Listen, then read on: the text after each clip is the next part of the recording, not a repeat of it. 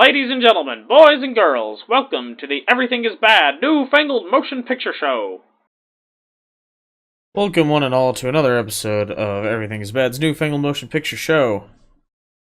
I'm Niall. And I'm Nolan. And today we're going to be reviewing Green Book.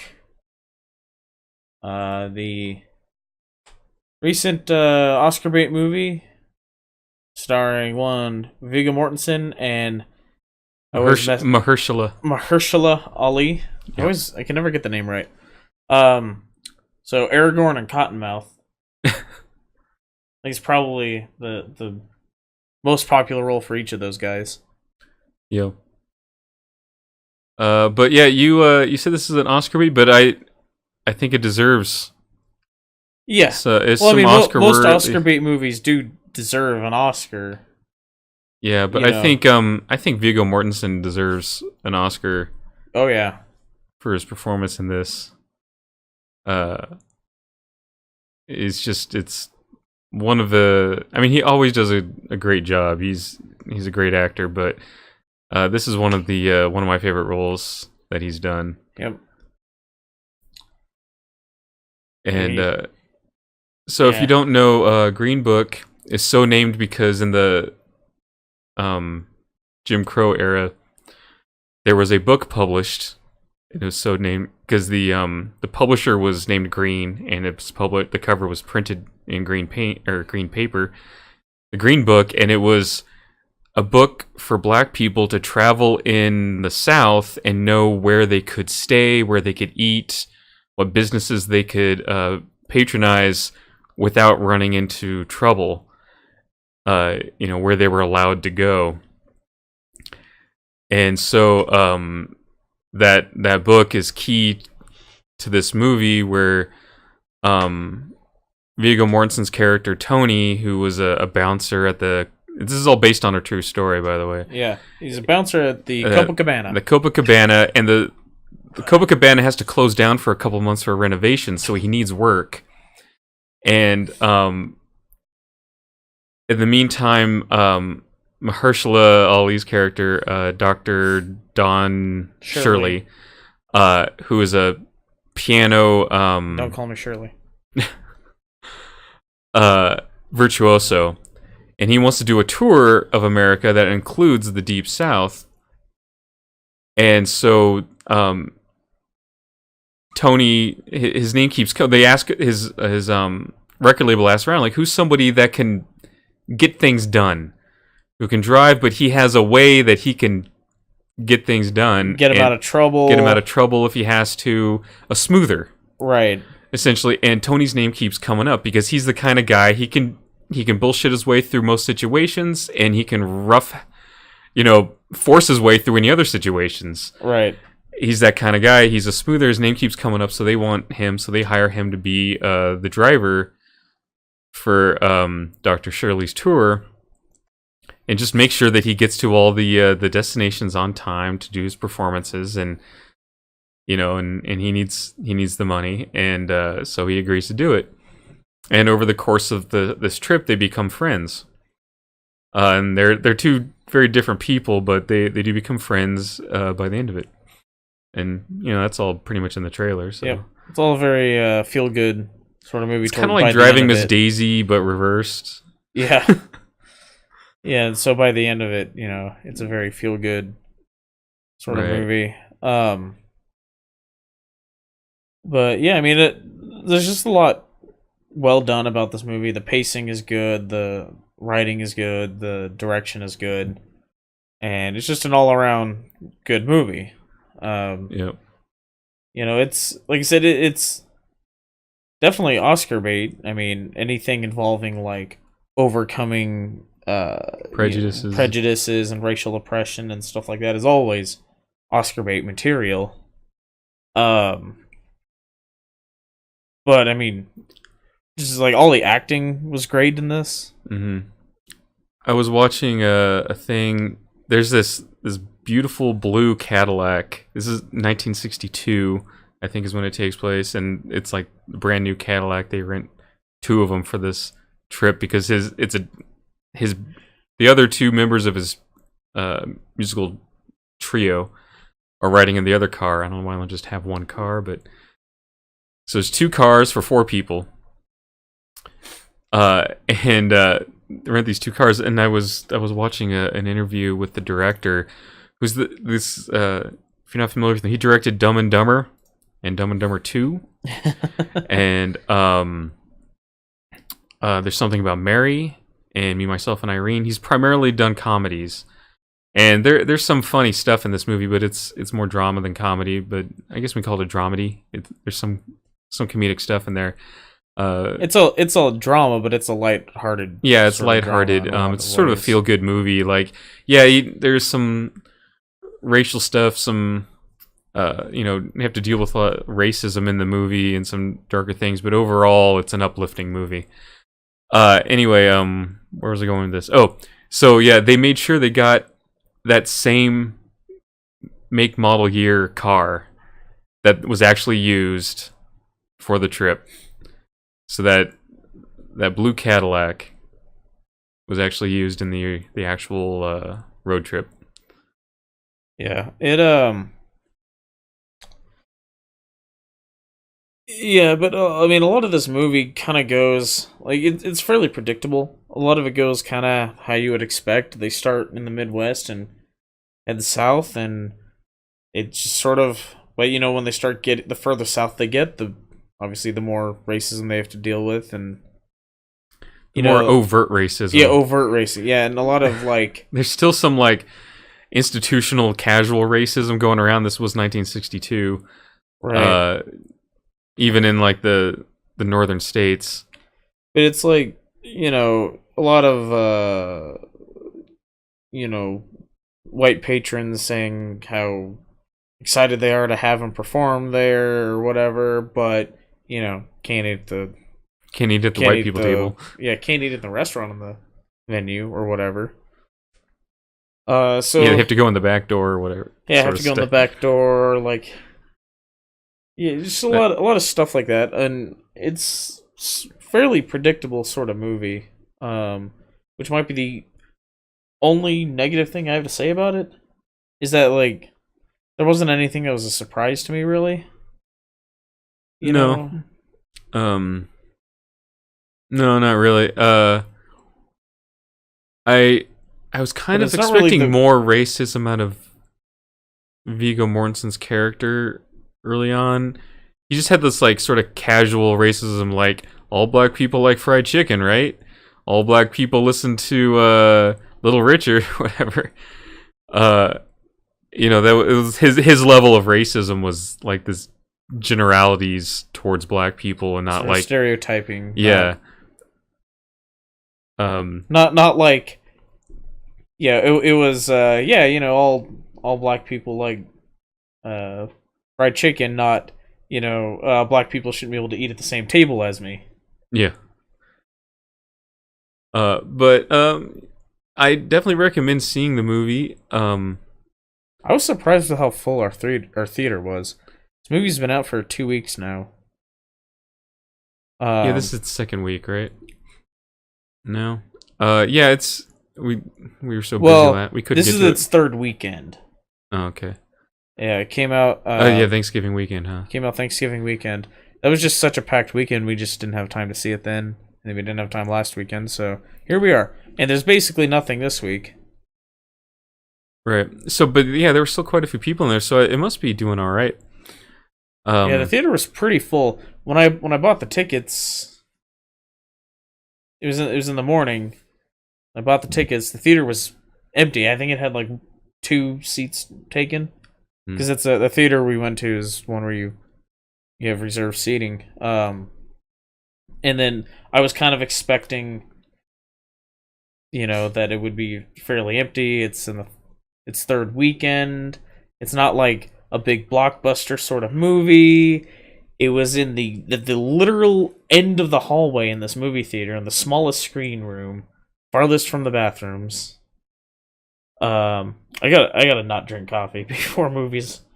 I had to go to the bathroom in the middle of the movie, and that does not happen to me typically. But so I was expecting it to be pretty lightly attended, but the theater was pretty full. Yeah, there were Our whole row was filled. I know that. And the row behind us was... Yeah. When we got in there, the row behind us was almost full, and then I saw more people go up, and the row in front of us, there were a lot of people. Right. So, I mean, it seems to be doing pretty well. It has an 8.3 rating on IMDb, which is really good. I mean, IMDb usually is... Sevens. If it's a good movie, it's usually around 7. Yeah, it's usually more lenient towards lesser movies than, like, Rotten Tomatoes is. But that being said, 8.3 is still a really high rating, even on IMDb. And that's out of 10. But yeah, I mean, the only negative things I'd seen online were people saying, "Oh, this is a white savior movie because the white man saves the black man," and that's not really.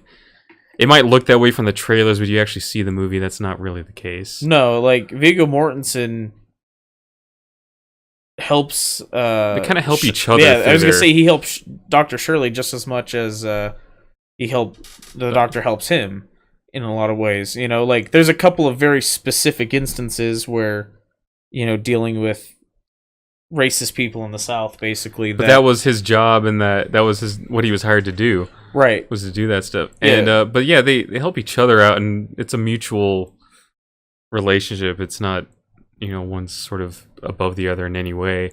So yeah, that claim, you can ignore that claim if that bothers you.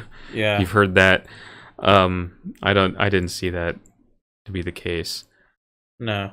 So yeah, go see it. Very good movie. So spoiler warning now. Sure.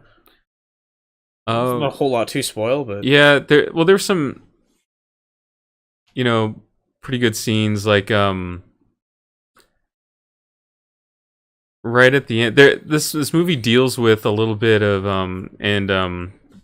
Mahershala Ali talks about this in some interview somewhere, that the movie deals a little bit with how there's a whole like class of black people, like middle class and upper class black people, that are not fully accepted by a broad group of black people, like lower class or whatever. And, you know, they're Uncle Toms or whatever. And this movie deals a little bit with that, as Dr. Shirley is amongst that group. He's definitely upper class. I mean, he's well-spoken, perfect diction. Living in an apartment above Carnegie Hall. Educated in Europe. He's got 2 freaking full elephant tusks in his apartment. I want to point that there's a scene at the end, like when they get back, because this movie takes place over the 2 months before Christmas, and like the last his last show was like the day before. It was like December 23rd or something. Yeah. And so Viggo Mortensen's character Tony wants to get back in time for the big Christmas Eve dinner with his family, where he has his whole family over at his house, and he's hoping to get back in time for that. And they do. So Dr. Shirley drops him off at his house, and he goes back to his own apartment, and he's sort of sitting there in this room. The way it's shot is this wide shot of everything. He's got so much stuff in this room, like and little tchotchkes and stuff. It's filled with stuff that's probably all cost a lot of money, and he's just sitting in this like little chair, and he looks so alone in this room full of stuff. Yeah. And that's kind of a theme throughout it, is he's kind of alone. He's kind of apart from everybody. He doesn't really have any families. What little family he has, he's estranged from. And so he shows back up at Tony's house, and they all welcome him with open arms, and he gets to have Christmas dinner with them. But it was just kind of like interesting, like this room just complete, like wall to wall, floor to ceiling, filled with stuff, and then he just looks alone. Yeah, that sequence was the only part of the movie where I was like, whoa, wait a minute, because so Tony lives in Brooklyn, right? Yeah. And Dr. Shirley lives above Carnegie Hall, which is in Manhattan. Now, I've not been to New York, but I'm guessing that during a snowstorm in New York... Oh yeah, the snow was like 1.5 feet deep.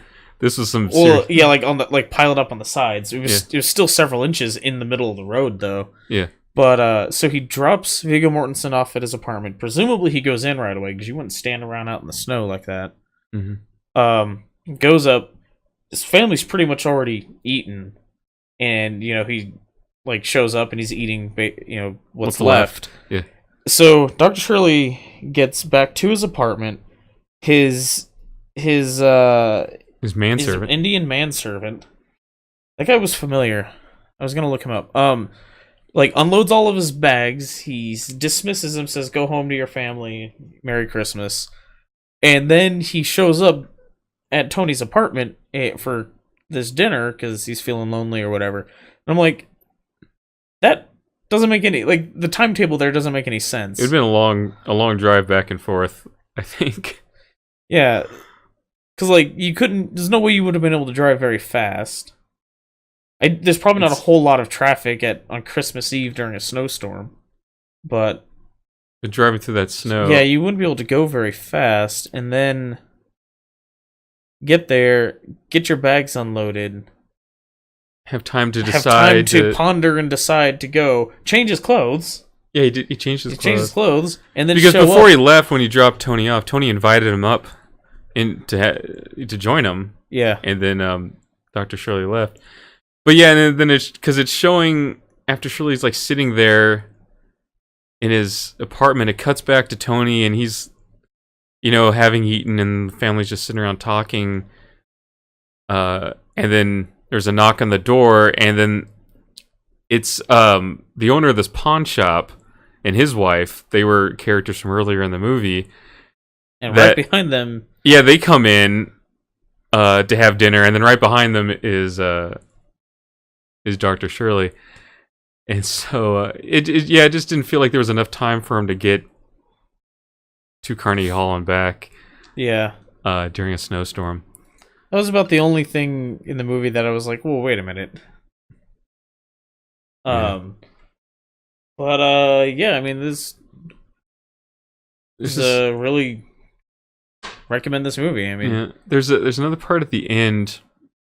So at his last concert destination is at this big it's like a country club or something in, I don't remember where they were, Tennessee maybe. I remember where they were. Yeah, I want to say it was Memphis. Where? At the end, the last concert destination.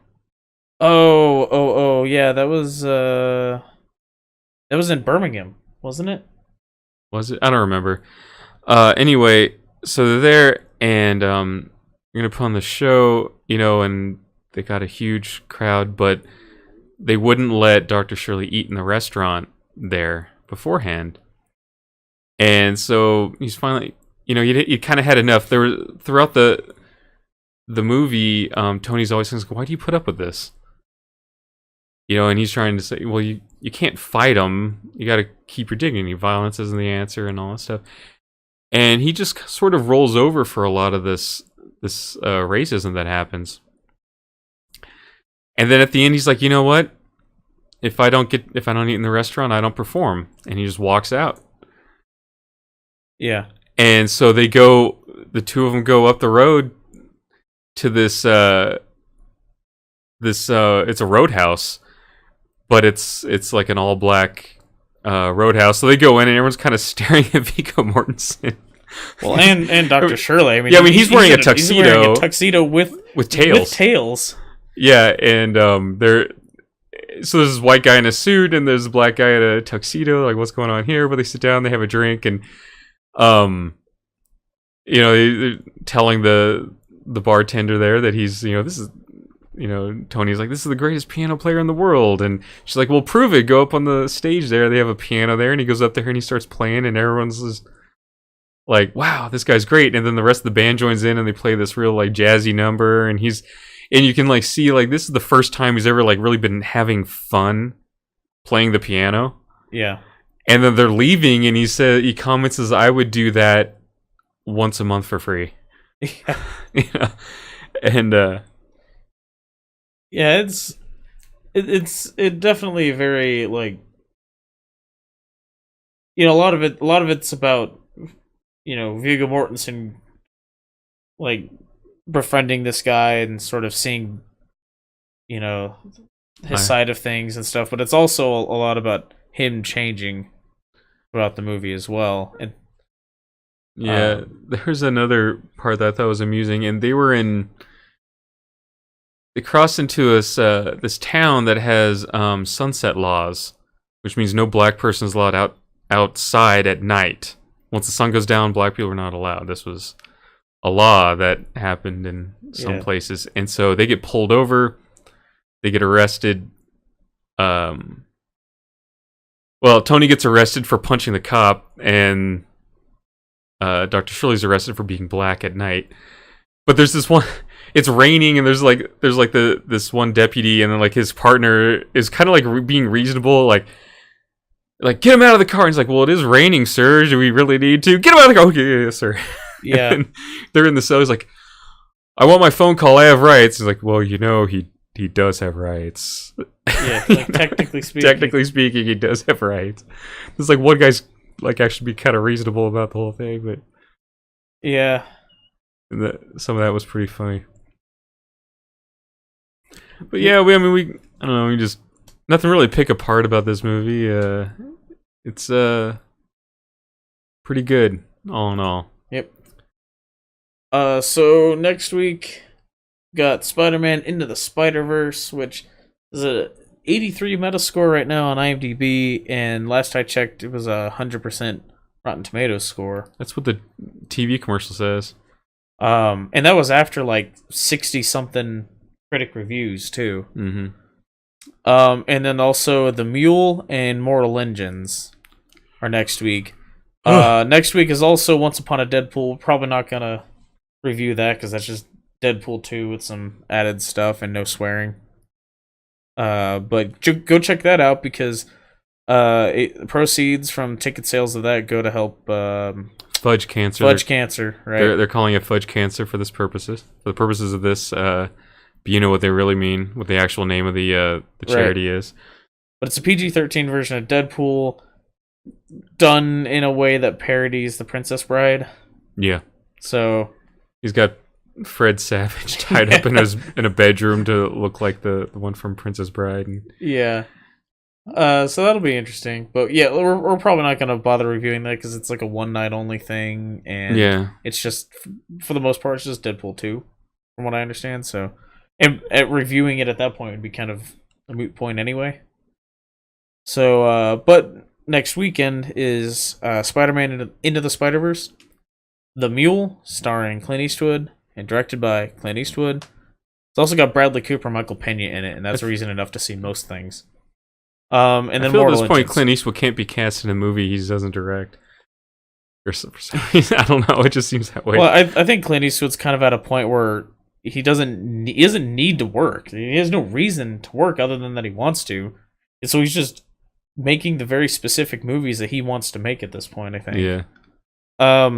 Yeah, and then Mortal Engines, which is weird. I had only seen a little bit of promotion for this movie until like the last week and a half, and then, oh man, just non-stop ads for it. Can't escape it. I saw like 3 different Mortal Engines ads in the same YouTube video the other night.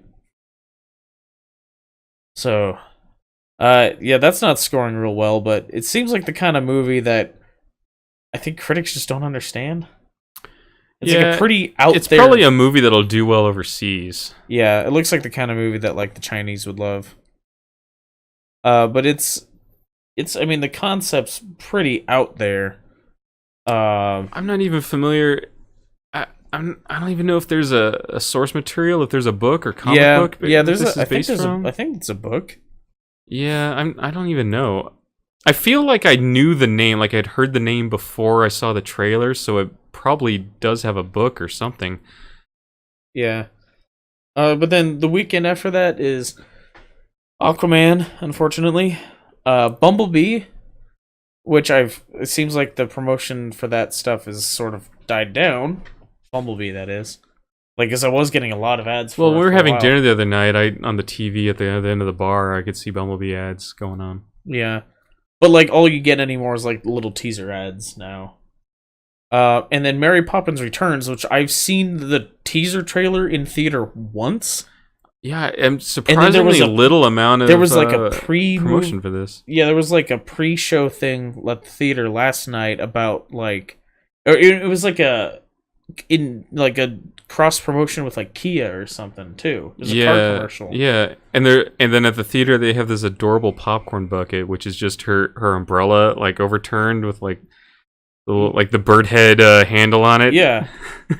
And I'm like, well, that's really cute, but yeah, and like that's all that we've seen of the promotion stuff for that movie. So it kind of has me worried.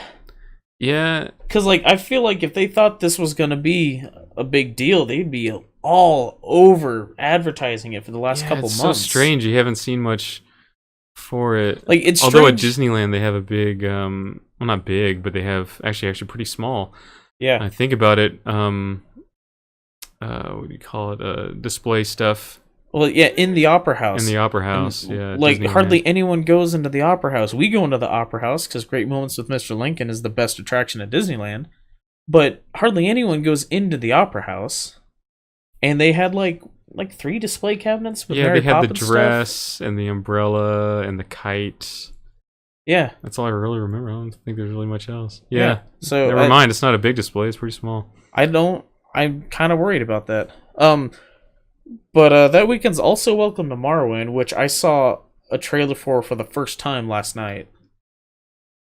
Yeah? Yeah.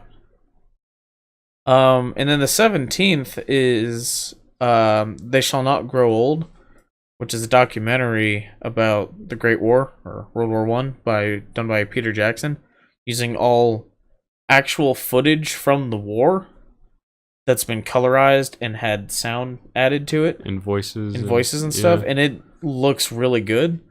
That's getting a lot of really great reviews. I'm curious about this Nicolas Cage movie that's I just saw that. What is that? Between Worlds. I don't know, man. I'll have to look into that. And then the week after that is Vice. And that closes out the year for us because... Oh, and Stan and Ollie. Stan and Ollie, yeah, we saw a trailer for that last night. That looks good. It's a Laurel and Hardy biopic starring John C. Reilly, which, again, just appears to be more John C. Reilly doing all his best work when Will Ferrell is nowhere to be seen. Yeah, and that'll close out the year for us as far as stuff that we're gonna see. Then in January, the first week, the only thing that's of any interest to us is Escape Room. Looks pretty good, actually. Like, it's a thriller, not, I think they're trying to build it as kind of a horror movie, but it's not really a horror movie. It's more a thriller. Yeah, so that looks pretty interesting. So we might end up seeing that just because, like, there's nothing else coming out that week. Because The Dog's Way Home looks awful. Well, besides, we know how it ends. Yeah. Oh. Based on the trailer, we know exactly how it ends because the trailer tells you the ending of the movie. Yep. On top of just not only that, it's just all in all a really bad trailer. Yeah. Glass looks pretty good. I haven't seen Split though, and it's been a long time since I saw Unbreakable. I feel like you should rewatch Unbreakable and then watch Split before we see that. Yeah. And then the following week is nothing because, man, The Kid Who Would Be King looks awful. Like, just, I look at some kids movies, especially these kids movies that are like, oh yeah, it's a classic legend told, but redone so it's a modern setting and the protagonists are kids, like Percy Jackson, that type of thing.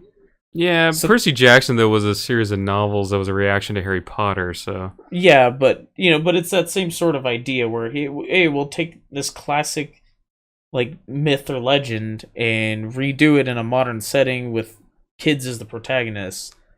There's been a few others like that, and this is Arthurian legend.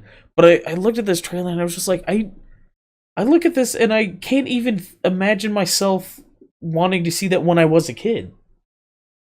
Like I remember Percy Jackson. The thing I was looking at, like the trailer, is it looks like it's made for really young kids, but then they show stuff in the trailer that if I had a really young kid, I'd be wary of taking my kid because it's scary looking. Yeah, there's undead knights like popping out of the ground knights, and like, stuff. Popping out of the ground, and yeah, it's like it fits in this weird place where it looks like it's made. Like most of the movie looks like it's made for a really young audience, but some of it is just too dark for that audience. And so, well, is it really intended for an older audience? But then they missed the mark on that as well, and it falls in this weird in between area. A really bad movie.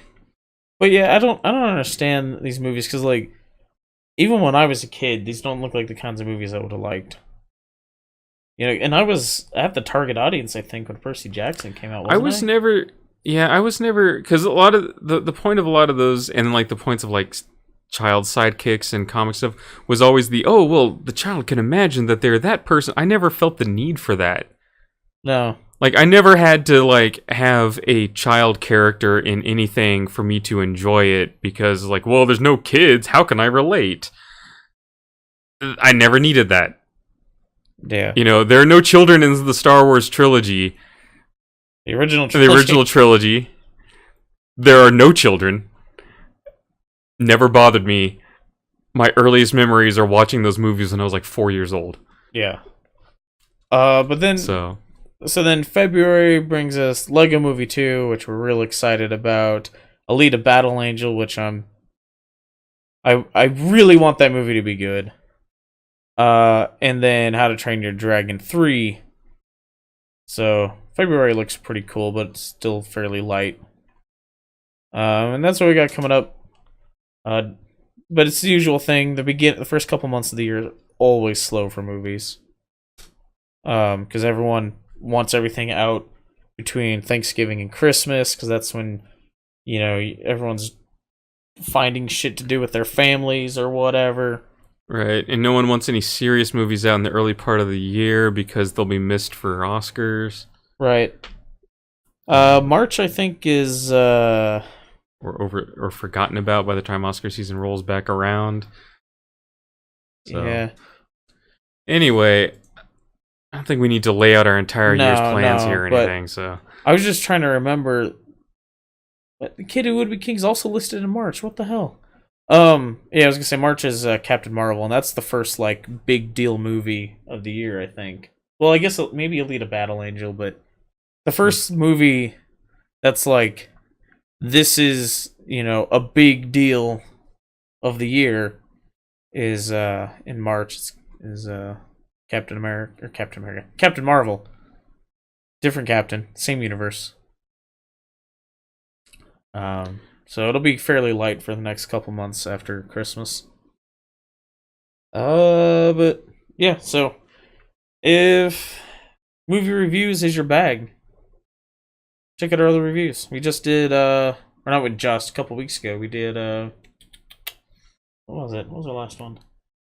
Ralph Breaks the Internet. Yep. And like I said, we'll be doing, you know, a few more before the end of the year.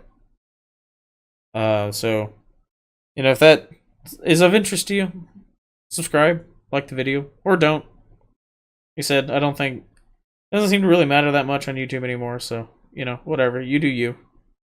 And, yeah, until next time, thanks for listening. Bye. Toodles.